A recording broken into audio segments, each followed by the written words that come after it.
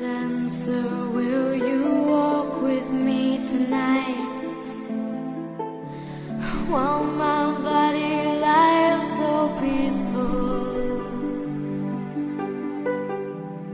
we could walk a million miles before the day breaks, while the world is deeply asleep. Me pareció indicado comenzar con una leyenda indígena que tiene que ver cómo nace, según la cultura, se cree que pertenece a los comechingones, esta historia, muy conocida por ahí por la gente que es de Capilla y que conoce, que ha profundizado un poquito en lo que es el Cerro Uritorco. Es una leyenda, obviamente, como todas las leyendas indígenas, tiene algo de romántico o algo de cuento, digamos, ¿no? Pero bueno, en sí, en principio, esta sería lo que se sabe o lo que se decía, por qué el Uritorco lleva ese nombre y por qué lleva toda esa historia de todos esos cerros que están cercanos, también el río Calabalumba, su nombre. Hay una historia muy linda que en 3 minutos, en un pequeño audio, vamos a escuchar como para profundizar y para entrar en tema. Y es hermosa, sí señor. ¿Qué lugar en el planeta no tiene una leyenda, no? Todos los lugares en el planeta tienen leyendas y tienen un porqué, digamos, ¿no? Sí, Así sí, que sí. bueno, en este caso, como te decía, es una leyenda no se sabe de qué época porque es antiquísima, y bueno, señala el origen del cerro, echa luz sobre su nombre y se cree que pertenece a los comechingones. Vamos con el audio.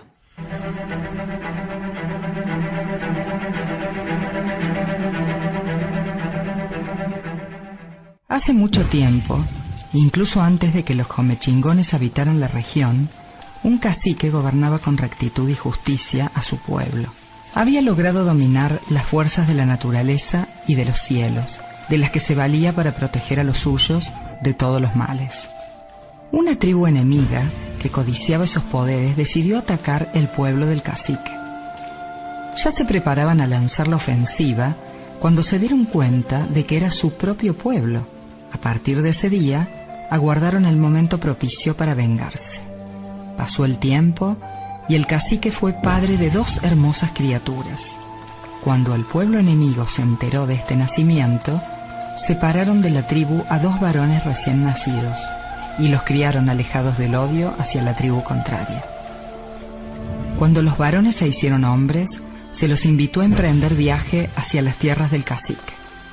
Allí fueron recibidos con afecto y no tardaron en enamorar, con amor verdadero, a las hijas del jefe. Y como no podía ser de otra manera, se casaron con ellas. Con el tiempo, los jóvenes sintieron nostalgia y retornaron a su tierra. Se los recibió con contenida expectación y cuando se saciaron de recuerdos, emprendieron el camino de regreso para reencontrarse con sus mujeres. Pero esta vez fueron acompañados por una avanzada de guerreros que asesinaron a toda persona que se cruzaba en su camino. Los jóvenes esposos no podían entender lo que sucedía, y aunque habían sido preparados para el amor y la paz, defendieron el pueblo de sus mujeres. Incluso uno de ellos murió en la pelea, mientras el otro fue apresado junto al cacique, y se dispusieron a arrancarle el secreto de la cueva oculta. Pero el cacique no pronunció palabra, ni siquiera cuando fueron torturadas hasta morir su mujer y sus hijas. Cuando el jefe estaba por expirar, su rostro se transformó hasta asustar a sus enemigos. Entonces lanzó un grito de dolor que hizo temblar la tierra y oscurecer los cielos. En el suelo se abrieron enormes rajaduras donde fueron cayendo los enemigos. Fue entonces cuando el cacique, llamado Uritorco, se hizo cerro. Sus hijas se volvieron el cerro Las Gemelas, y la mujer del cacique se convirtió en el río que acaricia eternamente ambos cerros.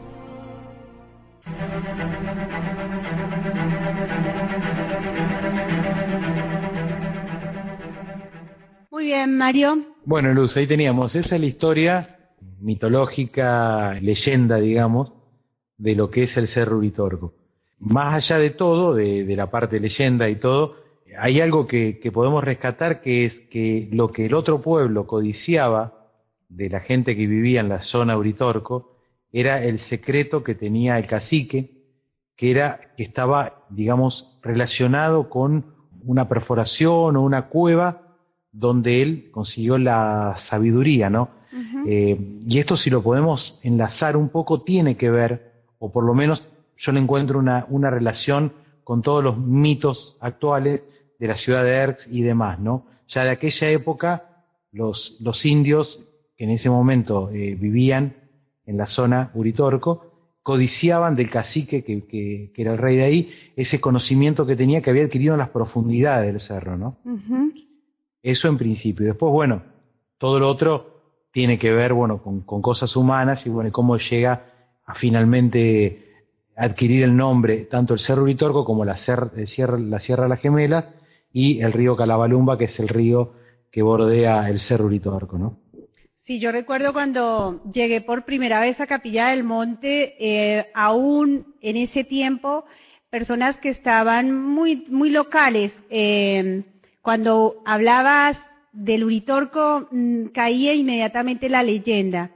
No sé si eso pase actualmente acá en Capilla del Monte, pero realmente es una historia que vale introducirla, porque es como la cuna, y que cada uno después, la cuna de la información del Uritorco, y que cada uno después vaya más allá, ¿no? Porque seguramente esta leyenda nace de algo vivido en algún punto de la historia.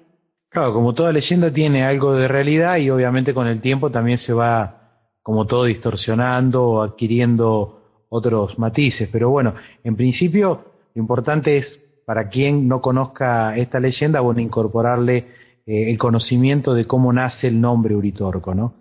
El Cerro Uritorco, que es un cerro que mide 1950 metros de altura y es el más alto de la Sierra de Punilla, y el cual, la traducción del lenguaje indio más cercana sería Cerro Macho. Uri significa cerro y Torco significa macho también, ¿no? También hay otra, digamos, aseveración sobre ese nombre, que le dicen que significa Cerro de los Loros. El Cerro de los también Loros. Porque esas aves son muy comunes, ¿no? Ahí.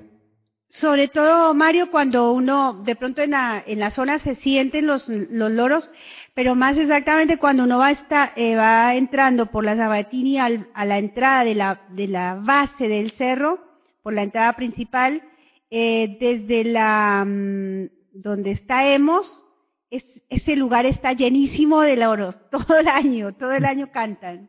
A mí me gusta, pero hay gente que le termina un poco cansando tanto ese ruido que tienen, ¿no? Ese sonido que hacen. Pero bueno, es una característica típica de la zona, ¿no? Sí, señor. Después, bueno, además de la cultura comechingona, que es el nombre, los comechingones, de los habitantes, los que se encontraron los españoles cuando llegaron a estas tierras, hubo algunas investigaciones por parte de arqueólogos de la Universidad Nacional de Córdoba en los terrenos que hoy están inundados por el dique El Cajón, y donde dan cuenta, en ese lugar, presencia de dos grupos culturales que son anteriores a los comechingones. Uno de ellos son los llamados Ampajanjo, que más o menos datan de 10.000 años de antigüedad, y se sabe también por excavaciones que se hicieron que estos provienen de una cultura que es anterior, que se llama Ayampitín. Tanto los primeros como los segundos, como los comechingones, se sabe que utilizaban el paraje conocido como el Zapato como un centro de convocatoria mítica, religiosa, donde también realizaban ritos, calendáricos y periódicos. Eran muy conocedores de todo lo que es astronomía, conocían los equinoccios, conocían un montón de cuestiones que tienen que ver con los polos de la Tierra y con muchas cuestiones astronómicas. Eran muy avanzados en ese sentido, ¿no? El profesor Terrera se refiere a los comechingones como indios que realizaban danzas tomados de las manos y entonaban cantos mántricos, muy parecido a lo que hoy se hacen por parte de ciertos grupos en la zona, ¿no? Que ya tiene que ver más con lo esotérico. Pero es como que ese lugar, ya el Cerro Uritorco y la zona, ya desde antes tenía una cultura esotérica, digamos, los indios o los aborígenes de esa zona tenían características de ese tipo, ¿no? Utilizaban, según el profesor Terrera, la mayor parte del cuerpo, digamos, sin ropa, pero en la cabeza se colocaban un capuchón negro donde dejaban las orejas, aberturas en las orejas y en la boca y los ojos. Y también se pintaban la cara, comentaba el profesor Terrera, a veces de la mitad de rojo y la mitad de blanco. Estos son detalles que también pueden observarse en algunas pinturas rupestres que se encuentran de los comechingones en Cerro Colorado, ¿no? Sí, señor. Bueno, luego cuando llega el conquistador, el español, a las tierras de esta zona argentina, que es el centro justamente, exactamente el centro de Argentina, donde se encuentra la Capilla del Monte, se encontraron con que los comechingones eran reacios a la servidumbre.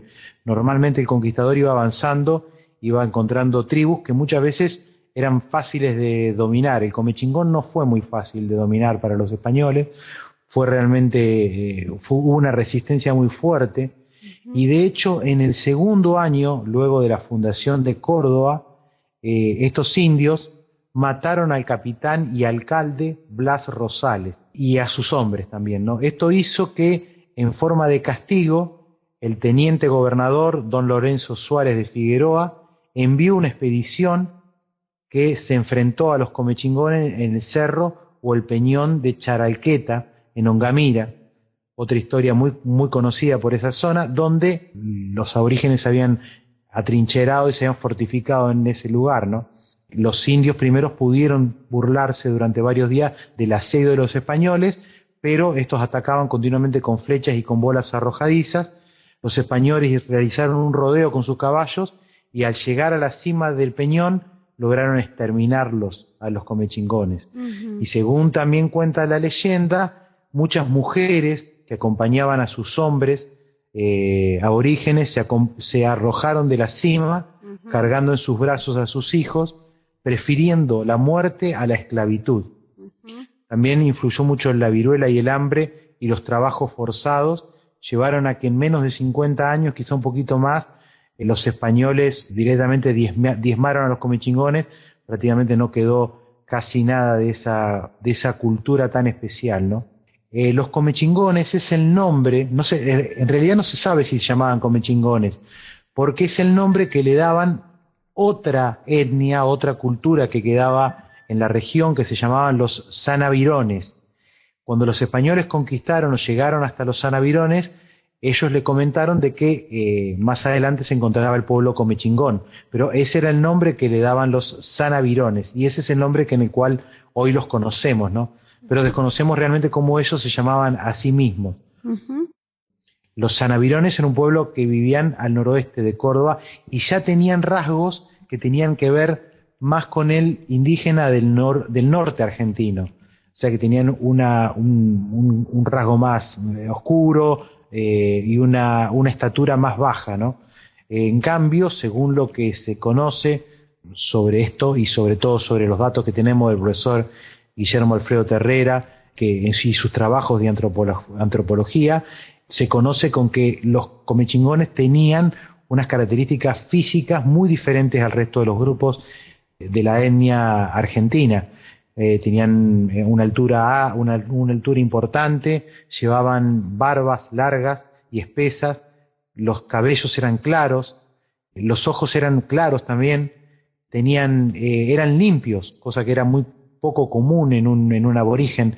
No tenían piojos, eran muy, muy respetables en su forma de pulcros, digamos, ¿no? Habían creado una especie de jabón muy rudimentario, pero bueno, ellos se higienizaban y tenían una cultura muy avanzada y esotérica para la época, realizaban muchos cultos a los astros, y bueno, si bien no realizaron grandes templos como los incas, como los aztecas y como otras culturas americanas que dejaron y levantaron grandes templos, se sabe de que tenían un gran conocimiento astronómico, metafísico y esotérico, eran muy esotéricos, ¿no? Y bueno, esto tiene que ver un poco también con este lugar tan especial que es Capilla del Monte y con todo lo que tiene que ver con el Cerro Uritorco, ¿no? Sí, a mí siempre me ha provocado una inquietud el hecho de siempre cuando va caminando la historia, tú quieres saber más de todo este tema, de los indígenas que estuvieron en esta zona, ¿en qué punto o por qué ellos tenían tanto conocimiento? Y bien decía el profesor Terrera, eran grandes metafísicos. ¿Quién les proveyó esa información, no? Porque cuando uno va hacia la cultura maya, sabes que gracias al abuelo podemos saber que gracias a seres de las Pléyades, cuando vas al trabajo de Juanjo Benítez y buscamos a los dogones, bueno, también allí podemos encontrar que fueron seres de Sirio. ¿Quién les dio esa información a los comechingones? Mira, lo que se sabe que ellos ya tenían conocimiento de todo este fenómeno lumínico que hay cercano al cerro, ¿no? Todas estas luces que aparentan inteligencia, ¿no? Que se mueven inteligentemente de aquí para allá, ya ellos las observaban, conocían sobre ellos. Y también otro aspecto que resalta el profesor Terrera es que hay otras manifestaciones que el mismo profesor le da el nombre de los hombres que no son hombres, que son una especie de figuras que solían caminar por la sierra y desaparecer de improvistos, que los comechingones, los indios locales, los contemplaban embelesados y observaban estas luces y estas figuras, y obviamente que también a través de sus ritos quizás se tenían alguna conexión con todo esto, ¿no? Pero bueno, eso es a priori lo que se puede conocer. Se supone que había una conexión muy cercana entre esta parte, digamos, metafísica y todos estos fenómenos que se logran ver en esta zona con lo que era la cultura de ellos, ¿no?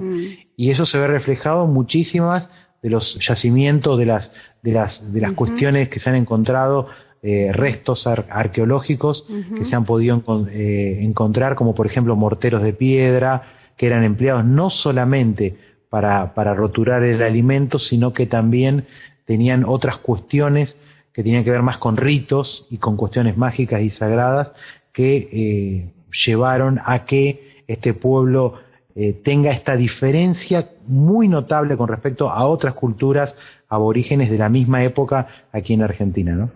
Por eso uno queda en esa partecita de cuánta cosa queda a interpretación del ser humano, queda a interpretación de nosotros sin conocer realmente qué pasó allí, desde dónde recibieron ellos esa información. Hay un amigo en el chat, es Montaraz, Carlitos, Carlos. hace este comentario que me parece que puede ser parte de esto de la inquietud que queda por ahí en el tiempo. ¿De dónde vino esa información que ellos tenían tan adelantada? Porque lo dejaron replicado allí en el Cerro Colorado, por ejemplo, donde más testimonio hay de ellos. Y dice Carlitos, para mí eran resabios de la raza vikinga. Pasa a ser igual a esto, ¿no? A interpretación y a especulemos, porque pues no hay nada concreto que nos pueda responder esto, ¿no? Hay algunas cuestiones que sí podrían darnos, sobre todo concreto en el sentido de encontrar bibliografía anterior al descubrimiento de América, donde hay supuestos viajes de nórdicos y de inclusive, bueno, todo lo que tiene que ver con la cultura germánica, de viajes ya en el siglo XII, en el siglo XI y en el siglo XIII, o sea, unos cuantos años, 200, 300 años antes que Colón haber llegado a una tierra que se llamaba Armórica, ¿no? Y quizás estos indios tenían estas características peculiares físicas por esa razón, ¿no? Porque alguien había llegado ya con anterioridad acá a América y se había cruzado con los indios locales o había generado una etnia propia que quizás sea esta cultura que vivía ahí en las orillas del cerro, ¿no? Así es, Marito. Si quieres continuar. Bueno, ahora ya nos vamos a entrar directamente en el bastón de mando. ¿Y por qué entramos, o primero nos introdujimos en la parte que tiene que ver con los aborígenes y con esta cultura? ¿Por qué? Porque el bastón de mando estuvo custodiado por los indios comechingones.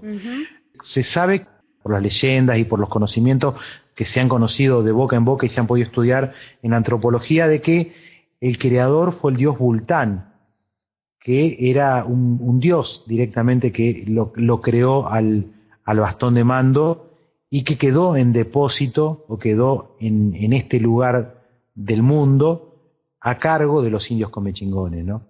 Pero un poco la idea era dar una connotación de cómo era el indio Comechingón para saber que era capaz de ser el depositario de una reliquia tan importante como el bastón de mando, digamos, ¿no? Claro. Ujú.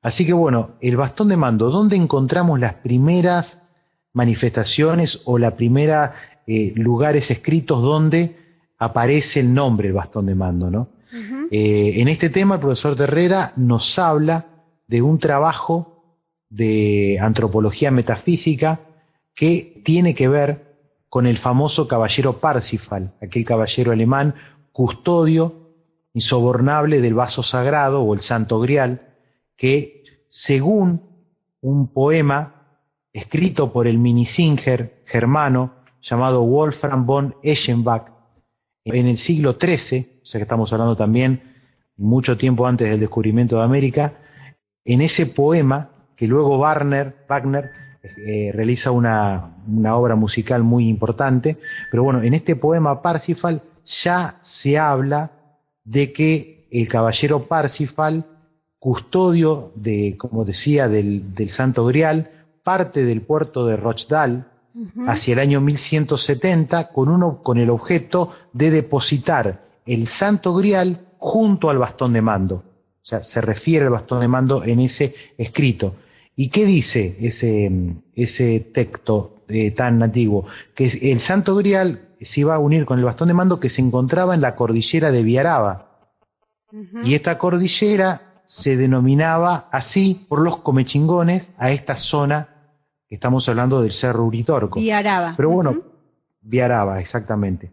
Pero bueno, para hacer referencia a esto como corresponde, voy a leer un pequeño párrafo, muy cortito, de la obra Parsifal de Wolfram Eschenbach, repito, del año 1170 de nuestra era, donde se refiere a todo esto del Santo Grial, pero que toca el tema del bastón de mando y de esta zona nuestra, obviamente mucho tiempo antes de que ser descubierta por Cristóbal Colón, ¿no? Y dice, en la lejana cordillera podrá encontrar en la escondida piedra de la sabiduría ancestral que mencionan los versos de los 20 ancianos de la Isla Blanca y de la Estrella Polar. Sobre la montaña del Sol, con su triángulo de luz, surge la presencia negra del bastón austral. En la armórica antigua, que en el sur está, solo Parsifal, el ángel, por los mares irá, con los 3 caballeros del número impar, en la nave sagrada, y con el vaso del Santo Grial por el Atlántico Océano, en un largo viaje realizará hasta las puertas secretas de un silencioso país que Argentum se llama, y así siempre será. El caballero del sol con su fuerza caminará, llevado por la piedra del combate ancestral, diadema de Lucifer, luz de su corona encantada, convertida en vaso por el poder del dios Vultán, junto al bastón de mando por los siglos descansará. ¿De dónde ha salido el caballero angelical? Si hace milenios en el corazón de Pamir nació, los hiperbóreos lo recuerdan como un bril, convertido en el defensor del vaso sagrado, de la música cósmica y de todo el lugar. Para buscar en las tierras blancas de la Galia, partió, como buen templario, la cruz gamada lo acompañó. Antiguos viajeros del Himalaya y la rueda del sol le dieron la presencia del milenario bastón en las altas montañas del Argentum polar, porque el lápiz exilis fue caído del cosmos, envuelto en un tonante fuego celestial. Oculto lo mantuvieron los dioses de la tierra en un monte sagrado de la innombrable Viaraba, donde Vultán le otorgara su mágico destino. Este verso ha sido declamado acá muchísimas veces en el CIO y no da lugar a dudas de que hace miles de años esto ya se conocía, ¿no? Exactamente, y vos fíjate que Armórica, Argentum, Viaraba, es decir, se conocía América, se conocía Argentina por Argentum, y dice Argentum y que siempre será, como diciendo que en el futuro también se va a seguir llamando Argentum, ¿no? Y Mario, creo que todos estos términos es un poco lo que siempre se ha dicho en la historia, nos han cambiado en el tiempo, nos han cambiado la historia inclusive hasta en los mismos términos, porque, y esto lo decía el profesor Terrera en las charlas, no es lo que nos contaron. Y bueno, y lo que agrega el profesor Terrera, que Argentum en aquella época no significaba plata, como el significado que luego termina siendo Argentina por la palabra plata, ¿no? Porque el Río de la Plata se consideraba que acá había oro, plata y había piedras, digamos, ¿no? Por eso lo bautizaron así.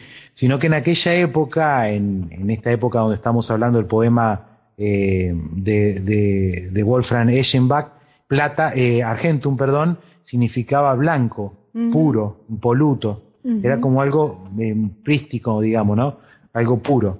Ese era el significado que tenía en esa época Argentum, digamos, ¿no? Así que bueno, ya es todo este tema del mito artúrico que tiene que ver, por ejemplo, con Thor, una colina que queda en Glastonbury, en Somerset, en Inglaterra. Tiene connotaciones con el Uritorco. Se dice, por ejemplo, que en esta colina en Glastonbury, llamada Thor, se escuchan esos mismos ruidos de máquina o de especie de industrial que se escucha muchas veces en el Cerro Uritorco, o sea que están hermanados, ¿no? Y según lo que el profesor Terrera había podido investigar y reflejaba en todos sus libros, el Santo Grial estaría en la profundidad de las sierras de Viaraba, es decir, más precisamente estaría bajo la mole del Cerro Uritorco, y según sus estudios, allí descansa el caballero Parsifal, o sea, estaría el cadáver de Parsifal bajo el Uritorco, hoy huesos nada más, con su espada brillante en la mano porque muere de una manera inesperada, porque él ingresa, según lo que cuenta el profesor Terrera, ingresa a esta cueva para depositar el grial y de repente se sorprende por un desprendimiento de tierra, lodo y piedras que le produce una inundación y queda encerrado en la cueva, digamos, ¿no? Sí. Pero según lo que decía el profesor Terrera, hoy por hoy se encontraría bajo el Cerro Uritorco el cadáver de Parsifal, el caballero, con su espada en la mano, custodiando un altar de piedra basáltica donde se encuentra a la izquierda la cruz gamada, símbolo del movimiento continuo de la Orden del Temple, en el centro el libro que se lee y no se lee, un libro de 12 páginas que tiene símbolos rúnicos, y en la derecha el Santo Grial, y todo esto, como te decía, en la puerta de esta cueva, custodiada por el cadáver del caballero Parsifal. Esto, según lo que el profesor Terrera pudo investigar metafísicamente, que él decía que metafísica es diferente de mitológica, porque la mitología no está basada en nada concreto, y la metafísica sí hay indicios de algo concreto, y también sobre ensayos y algunas investigaciones sobre sensitivos que habían podido, a través de cuestiones mentales, poder observar todo esto que te acabo de decir, ¿no? Así es. Sí, es una historia fascinante. Cuando uno escuchaba la conferencia del profesor Terrera, te trasladas en la imaginación a esos espacios, tiempos fantásticos, que no está lejos de que sea muy cercano a lo que realmente pasó. Siempre, bueno, en Alternativa Extraterrestre, este es el relato más cercano que para nosotros es creíble. Digo, ¿no, Mario? Por supuesto, porque como dijimos cuando hablamos anteriormente del caso de Saruma, el profesor Terrera nos merece el respeto, ¿no? Él decía además que este lugar, para cerrar un poquito lo que estábamos comentando sobre Parsifal, esta gruta o esta caverna, este lugar este templo de piedra donde se encontraría el Santo Grial y el cadáver de Parsifal, no está en la ciudad de Erx, que también le daba entidad al profesor Terrera, sino que se encontraría próxima a un lado, digamos, ¿no?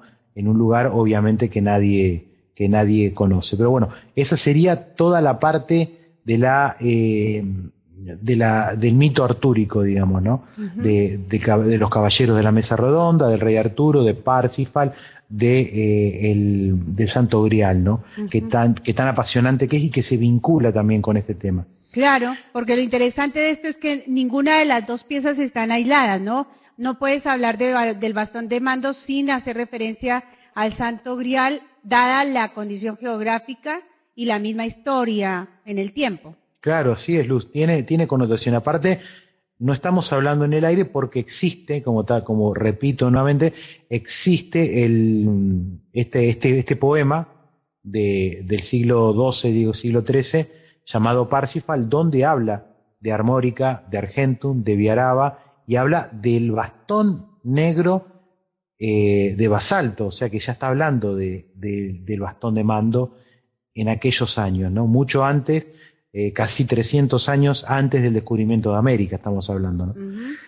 Luego, bueno, según también las investigaciones que se conocen, hubo un cacique araucano, o sea, nacido en Chile, en el sur de Chile, que se llamaba Cafulcurá, que significa piedra azul, el nombre Cafulcurá.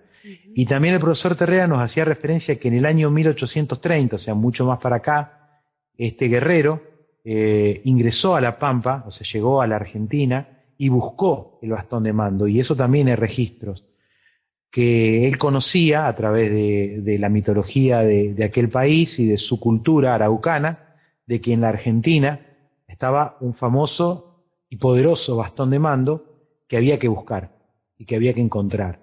Entonces, bueno, él realiza un peregrinaje con un grupo de hombres, este cacique, y lo busca durante muchos años, pero el profesor Terrera adjudica a que no lo encontró el hecho de que él realiza una masacre en medio de ese viaje, convoca a un tautún, que era una especie de ceremonia donde convocaba a diferentes jefes de diferentes etnias, aborígenes de la zona. En el año 1833 los llama para reunir, para hablar, para llegar a cosas en común, digamos, ¿no? Una cuestión que parecía protocolar, digamos, y él los deshuella, él y sus hombres, a todos los concurrentes. Eso, según el profesor Terrera, fue un designio muy importante para que él no haya encontrado el bastón de mando, porque él decía que tanto que el bastón de mando de la piedra imán también, como tenía una inteligencia propia, una capacidad propia, un conocimiento propio, no iba a permitir que la persona que lo encuentre o que sea el poseedor sea una persona que realice este tipo de actos, digamos, ¿no? Lo cierto es que este cacique lo buscó por Sierra de la Ventana. Cafulcurá, exacto. Sí. Lo buscó por Tandil, lo buscó por San Luis, inclusive llegó hasta el sur de Córdoba, pero lo cierto es que no lo pudo encontrar, no lo pudo hallar y bueno, quedó en eso, en una búsqueda que bueno, se llevó muchas vidas, pero que realmente hay registro de que existió esa búsqueda, ¿no? Sí. Es parte de esa historia bella, inclusive que se une en algún punto cuando nos habla Gustavo Díaz con el camino Inca, ¿no? Pareciera que el bastón de mando recorrió ese camino del Inca. Pareciera que sí, ¿no? Y que ya en esta zona era conocido por diferentes etnias, ¿no?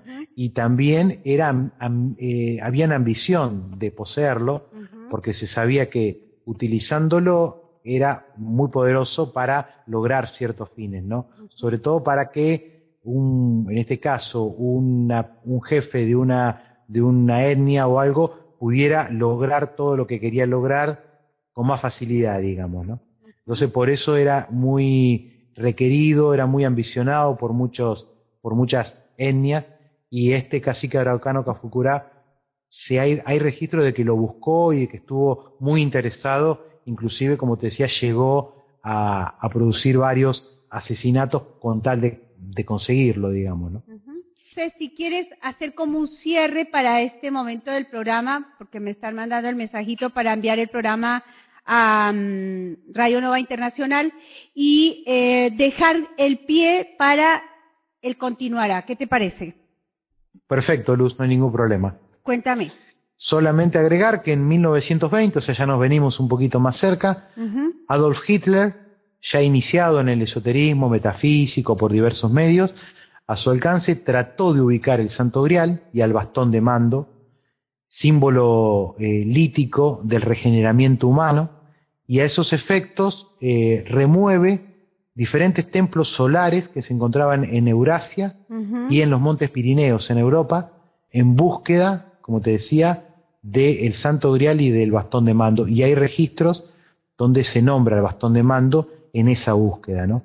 Luego también hay búsquedas por parte de alemanes, ingleses y también de diferentes lugares de Europa, donde realizan viajes entre los años 1920 a 1950 en búsqueda del bastón de mando, porque ya conocían sobre la existencia de él, ¿no?